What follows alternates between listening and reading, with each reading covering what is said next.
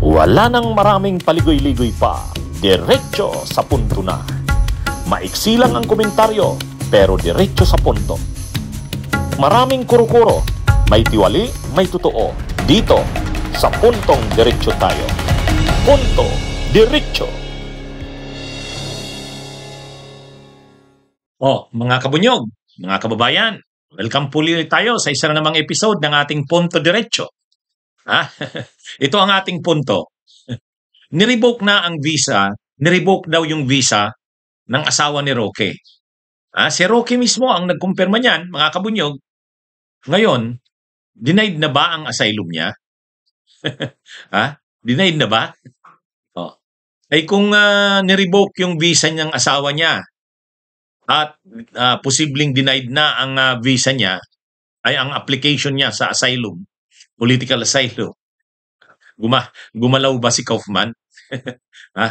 Gumalaw ba si Kaufman? Anyway, yan nga ang ating puntuhan. Mga kabunyog, mga kababayan. Sa interview kay Roque ng isang local na radio station, si Roque na rin mismo ang nagbigay ng impormasyon na yung palang asawa niyang si Myla, di ba? Myla ang pangalan ng asawa niya, Myla Roque. Gustong sumunod sa kanya sa The Hague, sa the Netherlands. Kaya nag-apply ng visa sa Dutch Embassy. Sa Dutch Embassy, nag-apply. Tuwang-tuwa si Roque dahil na-approban. At ang binigay yata parang 2 years, multiple entry. Bihira yun. Europe yun eh. Binigyan siya ng Schengen visa ng Holland, ng Dutch. 2 years, multiple entry. Kaya lang, si Roque na rin ang nagsabi, makalipas lang daw ang ilang araw, nakatanggap daw ng sulat galing sa Dutch Embassy na nire-revoke, binabawi yung visa. Kaya hindi nakasunod sa kanya yung asawa niyang si Myla. Pati raw yung mga anak niya, halos sigurado na rin na hindi magagrant yung visa. Kaya sulo si Roque doon sa The Hague, sa the Netherlands. Inaasahan ko sana na magtatagpo kami muli ng aking misis at ng anak ko. Pero ang misis ko, 2 buwan nag-apply para makakuha ng appointment sa Dutch Embassy para sa visa. 1 buwan nag-antay para makuhang visa. Nabigyan ng visa. At sabi ko pa nga, ang galing mo, 2 years ang visa na naibigay sa'yo. Kaya lang, araw lang ang binilang, dumating ang sulat na rinirevoke ang kanyang visa. So, sa Dutch Embassy din. So, ang problema dyan, dahil na-revoke ang visa niya, syempre, ganun na rin mangyari dun sa mga application ng aking mga anak para makakuha ng visa dito sa Netherlands, no? So, mukhang long-term, mawawalay na naman ako sa aking pamilya talaga, no? Ngayon, kung sa ganun pa lang na pamilya niya, hindi na binigyan ng visa, denied yung visa, lalo naman yung kanyang political asylum. Kasi parang parang binigyan ka ng political asylum, ibig sabihin, nagmalasakit sa iyo ang Dutch government, naunawaan ang sitwasyon mo, naawa sa iyo, kaya binigyan ka ng political asylum. Tapos ngayon yung asawa mo na binigyan ng visa, binawi. Parang magiging inconsistent yon.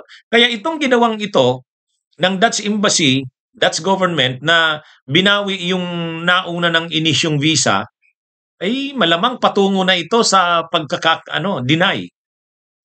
Patungo na ito sa pagkaka-deny ng political asylum application ni Roque.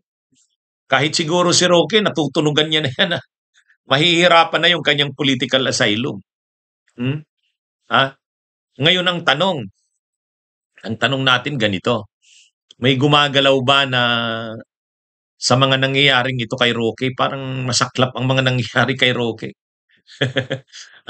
Na-issuehan ng visa yung kanyang asawa, multiple entry pa, 2 years, tapos bigla ilang araw lang pagka-issue ni revoke. Hindi kaya may mga gumagalaw nito? May gumagalaw nito na itong si Kaufman, alam naman natin matindi ang away sa ni Roque. Open in public yung away ng dalawa. Nagsasagutan talaga eh. Ito pa namang si Kaufman, malawak ang impluwensya nito at network sa the Netherlands at sa buong Europa. Ay nung may kinausap nga si Roque na na Dutch lawyer na tungkol doon sa sinasabi ni Roque na local or domestic remedy niya, yung posibleng magsampa ng petisyon sa local Dutch court para questionin ang legality na continuous detention ni Duterte. Hindi sang-ayon doon si Kaufman. Pero nalaman ni Kaufman na may kinausap na na abogado, Dutch lawyer si Duterte. Kinausap ni Kaufman yung nasabing Dutch lawyer. Sinabi mismo yan ni Kaufman. Napanood ko yung interview kay Kaufman diyan eh. Sabi ni Kaufman, yung Dutch lawyer na kinausap ni Roque, kinausap ko. Pinaliwanagan niya raw. Ay kung yun nga ginawa ni Kaufman yun, ay ito pa kayang political asylum application ni Roque? Ayaw ni Kaufman, nandun si Roque. Siya, nadidistract siya. Nadidistract siya sa paghawak ng kaso ni Duterte sa ICC. Kaya ayaw ni Kaufman na nandun si Roque sa dahig, lalo sa Europe. Kaya nga sabi nga daw ni Duterte, ni Digong sa kanya, pauwiin mo na. Sabihin mo, umuwi na lang siya sa Pilipinas. Kaya, malamang itong political asylum application ni Roque, hindi malayo. Gumagalaw din dyan si Kaufman na hindi mag-grant yan. Ano sa tingin nyo, mga kabunyog, mga kababayan? Hindi kaya ginagamit ni Kaufman yung influensya niya, yung network niya sa dahig, sa The Netherlands para hindi mag-grant ang political asylum ni Roque? Aside pa dyan, yung pagkontra ng gobyerno ng Pilipinas.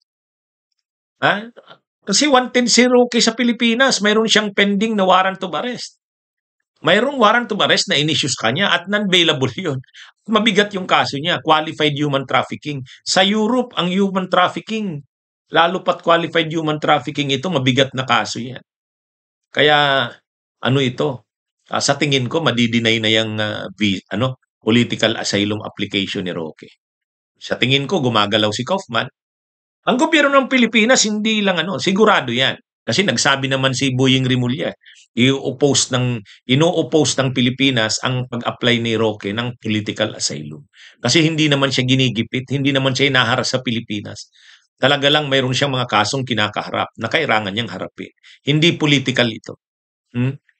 Anyway, yan lang. Yan lang ang ating punto, mga kabunyog, mga kababayan. Mabuhay po tayo. Bunyog, bunyog, halikan na kasama ka. Bunyog, kapag buklod ay may pag-asa. Luzon, Visayas, Mindanao, isa ang pananaw. Sa bagong Pilipinas ang bunyog isisigaw. Bunyog.